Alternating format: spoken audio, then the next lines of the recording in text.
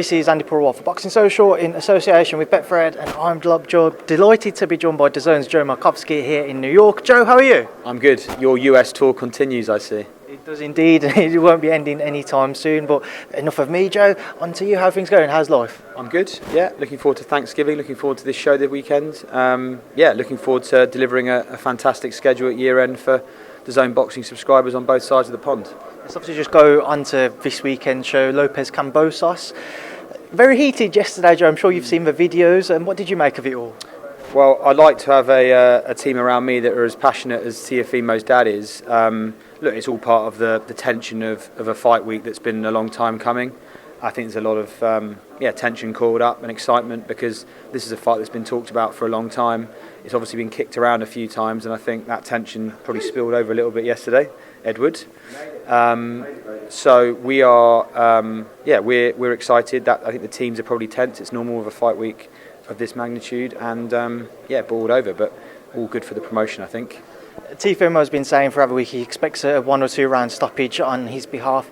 Do you expect to see him produce that type of a blistering performance? Look, I think he's the favourite going in. It seems to have been swept under the rug a little bit. He dethroned Lomachenko not too long ago. It feels a long time ago. I feel like time passes slower during sort of the era we're living in COVID. But he goes in as favourite. I wouldn't say we're expecting it to be a sort of a washout fight. We think Kambosos can be competitive. And I think fans are going to tune in with the same idea. So, exciting, big opportunity for us to work with Teofimo. I think that's been good. I think he's enjoyed that. We've definitely enjoyed it. And looking forward to putting on a show tomorrow night for fans. Devin Haney, Jojo Diaz next weekend. Will Devin be looking at this show and be wanting to make more of a statement if Teofimo is to be successful, that is, because of a potential fight there being spoken about for next year? Yeah, I'm sure. Look, I think Devin is, for a long time, he's been working with us, always looking for those sort of spectacular moments to announce himself. He's had a couple of them. The division's on fire. I think when there is that sort of competition amongst the division, there's a group of them, young lightweights coming through, well, not coming through, established now. They're always looking for a way to reassert their position at the top of the pack. Devin's going to do that, as he should. I'm sure Teofimo's thinking about it, and I imagine if Teofimo does a job this week, and he'll be on a plane to Vegas shortly afterwards to go and remind Devin what he's about. So look, it's a great time to be working with the lightweights. A number of those lightweights are attached to the zone. Obviously, Devin, Ryan, Teofimo this weekend briefly. It's good. It's exactly what we need in all divisions of the sport. Lightweights are on fire. Heavyweights are on fire. This is a healthy era for boxing. So, I'm sure they're all thinking about how they can stand out amongst the pack. Joe, whilst I've got you, there's a few other topics I just want to touch on before I let you go, because I know you're in a rush today. There's some reports coming out that you and Golden Boy will be renewing your deal. Have you got any insight or any extra information on that? It's speculation from Dan Rayfield, and he's doing his job as a journalist, speculating, but nothing to announce, nothing to report. We've got a great relationship with both Golden Boy and Matchroom. We are in planning with everyone for the schedules in the coming months. As and when we've got anything to announce regarding contracts, we'll do that in the normal way. Nothing to announce yet, and we don't, as I say, comment on speculation in the press. Just working throughout the pandemic, Joe, just want to quickly reflect on it. How would you assess DAZN's success or failures or shortcomings? How would you look back on it now? In COVID? Look, the sports industry was probably amongst the most exposed to COVID of any industry in the world. Every company, every business in the world had to step through a lot of challenges, sport more than most, because we rely on the gathering of people to make our business, right? So it was tough. This sort of last 18 months, the first 3 or 4 months were really tough and presented our businesses a load of challenges. It also presented our business opportunities to get out of things we didn't want to be in, to be blunt, and we looked at most parts of our business, including the boxing business, and said, no, we're onto a good thing here. We want to invest in this business, and we want to rebuild post-COVID for the next phase of those businesses. And weeks like this, where we've gone out of our way to acquire a fight that we didn't have to take.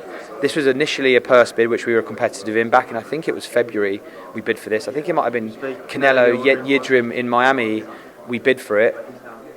It then obviously went elsewhere. We then had another bite at it, and we came back in again. We wouldn't be doing that unless we felt that our boxing business was on a good trajectory of growth. So I'm really happy with where we are at the end of 2021.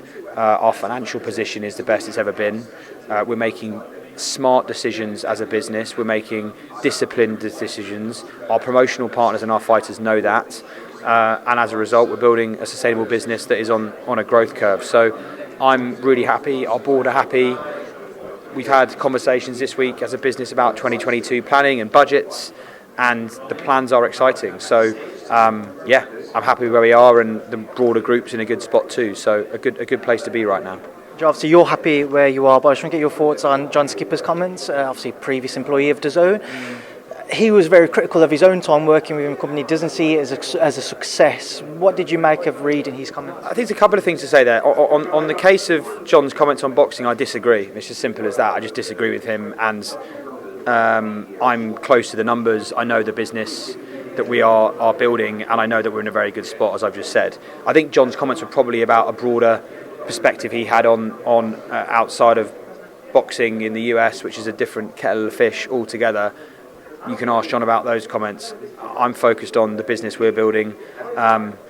It's okay to disagree with colleagues occasionally. John's a friend of mine, he's a mentor of mine, and I'll always have time for John. I see him regularly, but on this one, it's as simple as me and him just disagreeing on it. DAZN buying BT, Joe. Again, more reports or rumours. I'm sure your favourite word now is reports or rumours. Have you got any update as to where the land lies with that? It's speculation, and we don't comment on speculation, so no. What have you made of seeing Frank Warren's comments about it in terms of, if that was to go through, then it doesn't change how his platform will work or how he's going to be working in boxing? An external promoter speculating about our business is for him to comment on. We don't comment on speculation, so I've got nothing really to say about that. That's fair enough, Joe. Just moving forwards again, obviously Canelo Makabu, somebody you've worked with closely, Canelo, over the last couple of years. What do you make of him potentially moving up to cruiserweight? And I imagine you're going to try and make your own play to make sure that's undeserved. I mean, I laugh because I've had conversations with people who profess to be far more intelligent boxing people than me, who scoffed at the idea of Canelo stepping up to cruiserweight. He's clearly someone pursuing greatness. He's clearly got a view of the legacy he wants to leave. I'm not surprised by it. He has just gone through the super middleweight division in 11 months because he chose to. So the fact he wants to go and do that at a higher weight class does not surprise me, and I'm impressed by him as a bloke, as a fighter, as someone who is pursuing greatness in all fields. I respect that. I like watching it. So not surprised. I like it. Our relationship with Canelo is really strong. Obviously, he stepped away to fight more recently. Incredible performance. The man opposite me, Eddie, is someone with whom Canelo has a great relationship. They are speaking. We will speak to Canelo via Eddie, and we'll make him, competitive offers for what he wants to do next. He has crafted his career in a way that frees him to do that. We respect that. We've put that on record before. And as and when he's ready to have conversations about his 2022 plans, we are ready and we are waiting. I think he's having a well-deserved break after a pretty busy 12 months for him. So when he's ready, via Eddie, we'll have those conversations, and they'll be interesting.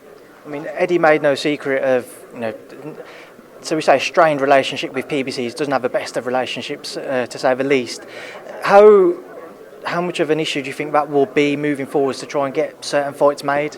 From our perspective, we don't want to be a party that blocks our fighters from fighting other platforms. We are an open book in that way. Look at the way we cover the sport. We cover the full sport. We don't cover just the fights that we are broadcasting. The phones are always open. The emails are always open. Let's have conversations about the best schedule we can build collectively. We've been saying that for 4 years. If others want to block us, that's their prerogative. It's not ours. It's not how we operate. So, that's something that will play out via the promoters in most cases. We'll be involved where we need to be. But from our perspective, it's about building a schedule that serves value to consumers, and we're doing that, I would say, better than anyone else. Just two more from me, Joe, with regards to the UK side of things. Anthony Joshua hasn't announced his network yet. Have you got any kind of inkling as to where his future lies? He's obviously a free agent. We're going to be involved in those conversations, clearly. We've got a great relationship with AJ. We've built that internationally and here in the US. He loves DAZN, we love AJ. We've stuck by him, he's stuck by us. So as and when he wants to have a conversation and accelerate those conversations, probably via Matchroom and Freddie Cunningham, we're going to have those conversations. I think we're early in that process. He's going to have options. We're going to be interested in those conversations and competitive. Let's see what happens. It's not anything to report on yet. And the final one, DAZN pay-per-view. A lot of people kind of had an issue with that over in the UK when they saw the survey come out and started to read into it. Have you got your own thoughts firstly on that and the reaction to it? The reaction, the start point was a research email we put out, right? We put out research emails about hundreds of different things all around the world all the time. Any business that deals with a customer base does that. We do it a lot because we want to learn what our customers want and what they think about certain things. This one clearly ignited the passions of UK boxing fans. They are particularly sensitive and vocal on certain things, and we love how vocal they are because it allows us very easily to understand what they want and have an ongoing conversation with them. We've been very proactive in seeking that feedback from the UK audience in particular as we've launched in the UK properly the last 6 months or so. Given the fights that are potentially available in market, we've talked about AJ, we've talked about Dillian White, we've talked about the heavyweight landscape. There are so many fights that are long before our time established as pay-per-view level fights. We would be idiots not to consider a pay-per-view platform because if we didn't have one, we wouldn't be able to compete for those fights, and as a result, we wouldn't be able to serve them to fight fans. So we're looking at it. We've got no schedule planned with pay-per-view fights. We'll use it selectively if we need to. It's something that we are considering, but as I say, ultimately it's about value to consumers. I am perfectly happy against anyone else in the market, either side of the Atlantic, to have a conversation about who is delivering the most value to boxing fans. I'll have that conversation any day of the week, and our arguments are strong. So our commitment is about subscription value and customer value. We've done that all around the world with all different types of sports content. We've done it with boxing for the last 3.5 years. We've done it in the UK for the last 6 months in particular.